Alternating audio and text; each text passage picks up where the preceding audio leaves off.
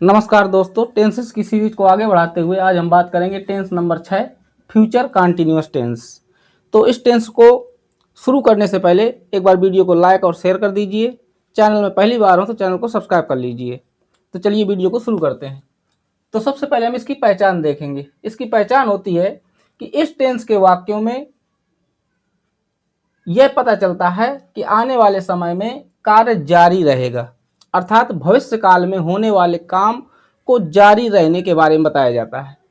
और हिंदी वाक्यों के अंत में रहा होगा, रही होगी, रहे होंगे, रहा होऊंगा, रही होंगी आदि शब्द आते हैं। तो ये इसकी पहचान है।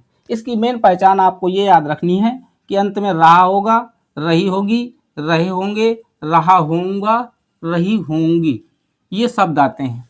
अगर ये शब्द आ जाएं तो हम जान जाएंगे कि ये फ्यूचर कंटिन्यूअस टेंस है। अब इस टेंस को बनाने के लिए हम अफर्मेटिव सेंटेंस के पहले रूल को समझते हैं। पहला रूल है आई और वी के साथ शैल बी तथा शेष सभी सब्जेक्ट इन कर्ता के साथ विल बी आता है। और रूल नंबर दूसरा है वर्ब की आईएनजी फॉर्म आती है, यानी वर्ब की फर्स्ट फॉर्म में आईएनजी जोड़ करके हम इस सेंटेंस को आगे बढ़ाते हैं। तो चलिए इसके स्ट्रक्चर को समझ लेते हैं। इसका स्ट्रक्चर है, सबसे पहले सब्जेक्ट आएगा, उसके बाद विल बी या शैल बी आएगा सब्जेक्ट के अनुसार, उसके बाद फिर वर्ब की आईएनजी फॉर्म आ जाएगी और फिर ऑब्जेक्ट आएगा और फिर लास्ट में अदर वर्ड, यानी जो अन्य शब्द होंगे वो उसकी अंग्रेजी बाद में बना देंगे। तो एग्जाम्पल समझते हैं। पहला एग्जाम्पल है हम अखबार पढ़ रहे होंगे। तो इसमें सबसे पहले हमें सब्जेक्ट पता करना होगा। सब्जेक्ट क्या है? तो सब्जेक्ट क्या है इसमें? हम। तो हम की अंग्रेजी होती है वी। और जैसा कि हम जानते हैं कि वी के साथ क्या लगाना है? शैल बी लगाना है। तो वी के साथ शैल बी लग जाएगा, तो वी के साथ लिख देंगे हम shall be, we shall be. इसके बाद सब्जेक्ट, फिर विल बी या शैल बी हो गया, फिर I N G form of verb. Verb क्या है इसमें? पढ़ना, यानी पढ़ रहे होंगे। तो पढ़ना वर्ब है, तो वर्ब की आईएनजी फॉर्म, यानी पढ़ना की होती है रीड, तो रीड की आईएनजी फॉर्म हो जाएगी रीडिंग। तो ये हो जाएगा वी शैल बी रीडिंग। क्या पढ़ रहे होंगे? अखबार। तो we shall be reading the newspaper. The newspaper, newspaper means होता है अखबार। तो इस तरीके से ये पहला एग्जाम्पल हो गया। अब एग्जाम्पल नंबर दूसरे को समझते हैं। मैं तुम्हें अंग्रेजी सिखा रहा हूँगा। तो ये हो जाएगा आई के साथ शैल बी लगाना है, तो शैल बी और सिखाना, सिखाना का मतलब पढ़ाना, तो ये हो जाएगा teaching. I shall be teaching किसे? तुम्हें। You, I shall be teaching you, क्या सिखा रहा हूँगा? अंग्रेजी। तो अंग्रेजी की इंग्लिश होती है इंग्लिश। तो ये बन जाएगा आपका I shall be teaching you English, मैं तुम्हें अंग्रेजी सिखा रहा हूँगा। अगला एग्जाम्पल है वे क्रिकेट खेल रहे होंगे। तो वे की अंग्रेजी होती है दे। अब दे जो है आई और वी के अतिरिक्त है, इसलिए इसके साथ लग जाएगा विल बी। तो दे विल बी। खेलना होती है प्ले, तो प्ले की आईएनजी फॉर्म यानी प्लेइंग हो जाएगा। दे विल बी प्लेइंग, क्या खेल रहे होंगे? क्रिकेट। तो क्रिकेट लिख देंगे, cricket. They will be playing cricket, way cricket खेल रहे होंगे। और लास्ट एग्जाम्पल है राजीव एक अच्छा गीत गा रहा होगा। तो ये हो जाएगा राजीव एक नाम है, तो राजीव लिख देंगे, और ये भी आई और वी के अतिरिक्त है, इसलिए इसके साथ विल लग जाएगा। तो Rajiv will be, Rajiv will be गा रहा होगा, यानी सिंगिंग हो जाएगा। राजीव विल बी सिंगिंग, क्या गा रहा होगा? एक अच्छा गीत, तो सिंगिंग आ गुड सॉन्ग, गुड सॉन्ग। तो इस तरीके से ये आपका अफर्मेटिव पार्ट था। अब हम बात करते हैं इसके नेगेटिव सेंटेंसेस की। तो नेगेटिव सेंटेंसेस में क्या होता है? नेगेटिव सेंटेंसेस में केवल एक रूल होता है, उसी रूल पर नेगेटिव सेंटेंस पूरा बन जाता है। तो नेगेटिव सेंटेंस होता क्या है?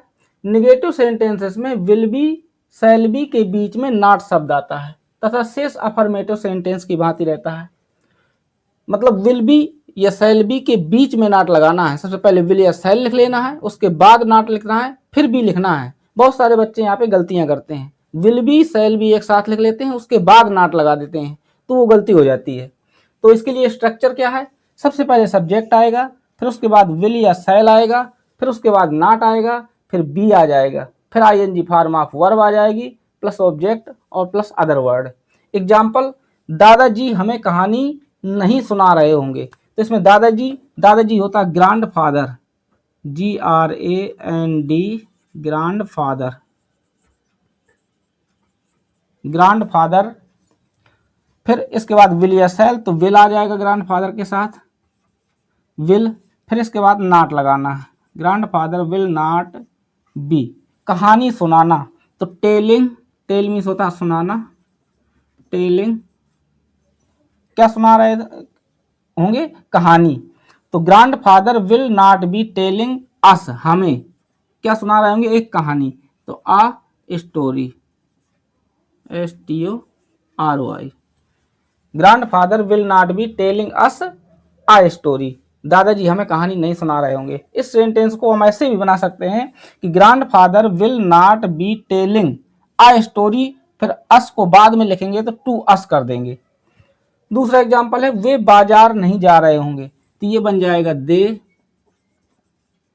के साथ विल लगेगा, फिर नॉट आ जाएगा, दे विल नॉट बी, कहाँ जा रहे होंगे, बाजार, तो they will not be going to the market, to the market, full stop last में लगा देना है। दूसरा है, रवि झूठ नहीं बोल रहा होगा, तो ये रवि एक नाम है, इसके साथ भी विल लगेगा, तो रवि विल नॉट बी, झूठ बोलना होगी telling a lie, Ravi will not be telling a lie, telling a lie, Ravi झूठ नहीं बोल रहा होगा। फिर अगला है, हम कविता नहीं लिख रहे होंगे, तो हम की अंग्रेजी होती है वी, अब वी के साथ लगाना है सेल, ये हो जाएगा वी सेल नॉट बी, लिखना होती है राइट, तो राइट लिख देंगे WRIT, इसमें ई होता है, ING लगाते समय ई को हटा दिया जाता है। We shall not be writing a poem, कविता यानी poem, POEM, we shall not be writing a poem, हम कविता नहीं लिख रहे होंगे। अगला है, तुम किताबें नहीं बेच रहे होगे, तो तुम की अंग्रेजी होती है यू विल नॉट बी, बेचना की होती है सेल, तो SELLING, सेलिंग हो जाएगा the books, selling the books, तुम किताबें नहीं बेच रहे होगे। वर्ब में ING लगाने के 3 रूल हैं जो पास्ट कंटिन्यूअस टेंस में विधिवत बताए गए हैं। उस टेंस को देखने के लिए इस वीडियो की डिस्क्रिप्शन बॉक्स में जाइए और उसकी लिंक को क्लिक करिए, आप पास्ट कंटिन्यूअस टेंस और प्रेजेंट कंटिन्यूअस टेंस दोनों देख सकते हैं। तो ये था आपका निगेटिव सेंटेंस। अब बात करते हैं इंट्रोगेटिव सेंटेंस की। तो इंट्रोगेटिव सेंटेंस में होता है प्रश्नवाचक वाक्य। प्रश्नवाचक वाक्य का पहला रूल है, जब हिंदी वाक्य क्या शब्द से शुरू हों तो सबसे पहले विल या शैल, फिर सब्जेक्ट, फिर बी आता है। इसके लिए ऑर्डर जो बना हुआ है, सबसे पहले हम विल या शैल लिखेंगे, विल या शैल के बाद आएगा सब्जेक्ट, सब्जेक्ट के बाद आएगा बी, और बी के बाद ING फॉर्म ऑफ वर्ब, फिर ऑब्जेक्ट आएगा, फिर अदर वर्ड आ जाएंगे। पहला एग्जाम्पल है, क्या हम कल ताजमहल देख रहे होंगे, क्या हम कल ताजमहल देख रहे होंगे, तो सबसे पहले हमें विल या शैल लिखना है, तो हम सब्जेक्ट है, हम के हिसाब से यहाँ पे आ जाएगा शैल, शैल। फिर इसके बाद सब्जेक्ट लिखना है, तो सब्जेक्ट है वी, तो शैल वी। फिर इसके बाद सब्जेक्ट के बाद बी लिखना है, तो शैल वी बी। ताजमहल देखना, तो CB होता है, यहाँ लिखेंगे watch, WATCHING, watching. Shall we be watching, क्या देख रहे होंगे, ताजमहल, द ताजमहल। ताजमहल एक प्रॉपर नाउन है, इसलिए इसको कैपिटल लेटर में लिखेंगे, ताजमहल। अब कब, कल, यानी टुमारो, आने वाले समय को टुमारो लिखा जाता है, TOMORROW, और बीता हुआ कल जो होता है उसकी अंग्रेजी यस्टरडे होती है। Shall we be watching the Taj Mahal tomorrow. अगला एग्जाम्पल है, क्या वह एक गीत गा रही होगी, तो वह गा रही होगी, यानी सी सी आएगा, सी के साथ हम विल लगाते हैं तो सबसे पहले आ जाएगा विल, फिर इसके बाद सी, विल सी, फिर बी, और गा रही होगी, will she be singing a, एक गीत, सॉन्ग, और लास्ट में question mark. Will she be sing a song लिख गया है, सिंगिंग अ सॉन्ग करना है यहाँ पे, singing a song, singing a song, और लास्ट में क्वेश्चन मार्क। क्या वह एक गीत गा रही होगी, तो will she be singing a song. क्या राजू कानपुर में रह रहा होगा। अगला एग्जांपल है, क्या राजू कानपुर में रह रहा होगा। तो पहले राजू, राजू के हिसाब से विल लिखेंगे तो विल आ जाएगा, विल, फिर इसके बाद आ जाएगा राजू, विल राजू बी, रहना होती है लिव, तो लिव की आईएनजी फार्म, तो लिविंग, इसमें LIVE होती है, आईएनजी लगाते समय ई को हटा दिया जाता है, तो will Raju be living in Kanpur, in Kanpur, Kanpur भी प्रॉपर नाउन है इसलिए कानपुर को कैपिटल लेटर में लिखेंगे। तो will Raju be living in Kanpur, क्या राजू कानपुर में रह रहा होगा। अब रूल नंबर दूसरे की बात करते हैं, ये था रूल नंबर पहला। अब रूल नंबर दूसरा, यदि हिंदी वाक्यों के बीच में कोई क्वेश्चन वर्ड आए तो सर्वप्रथम क्वेश्चन वर्ड, फिर विल या शैल, फिर सब्जेक्ट, और फिर बी आता है। इसके लिए ऑर्डर है, सबसे पहले क्वेश्चन वर्ड, क्वेश्चन वर्ड के बाद शैल या विल, फिर इसके बाद सब्जेक्ट, सब्जेक्ट के बाद बी, बी के बाद आईएनजी फॉर्म ऑफ वर्ब, और फिर ऑब्जेक्ट, और लास्ट में अदर वर्ड, और क्वेश्चन मार्क जरूर लगाना है। तुम कल फुटबॉल कहाँ खेल रहे होंगे, तो इसकी अंग्रेजी जब बनाएंगे तो सबसे पहले हम क्वेश्चन वर्ड लिखेंगे। क्वेश्चन वर्ड कहाँ, तो कहाँ की अंग्रेजी होती है वेयर, वेयर। अब इसके बाद विल या शैल लिखना है, तो तुम का मतलब यू के साथ लगेगा विल, तो वेयर विल यू, फिर आएगा be, where will you be, खेलना, खेलना की होती है प्ले, तो ये हो जाएगा प्लेइंग, क्योंकि आईएनजी फार्म लगानी है इसलिए प्लेइंग हो जाएगा। Where will you be playing, क्या खेल रहे होगे, football, playing football, FOOTBALL, football. और कब, कल, कल की होती है टुमारो, तो टुमारो यहीं लिख देते हैं, TOMORROW, और लास्ट में question mark. Where will you be playing football tomorrow. अगला है, हम अपने स्कूल कब जा रहे होंगे, तो कब, क्वेश्चन वर्ड है इसमें कब, तो पहले कब की अंग्रेजी अर्थात वेन आ जाएगा, वेन, फिर इसके बाद विल या शैल, तो हम का मतलब वी, तो वी के साथ लगेगा शैल, वेन शैल वी बी, फिर जाना, तो जाना की होती है गो, तो गो की आईएनजी फॉर्म लगा देंगे, गोइंग, कहाँ, अपने स्कूल, गोइंग टू, वी के साथ अपनी अंग्रेजी अवर स्कूल, और question mark, when shall we be going to our school, हम अपने स्कूल कब जा रहे होंगे। लास्ट एग्जाम्पल है, वह एक कविता क्यों लिख रहा होगा, तो पहले क्यों की अंग्रेजी अर्थात वाई आ जाएगी, वाई, फिर विल या शैल, तो वह इन ही लिखेंगे तो ही के साथ लगेगा विल, वाई विल ही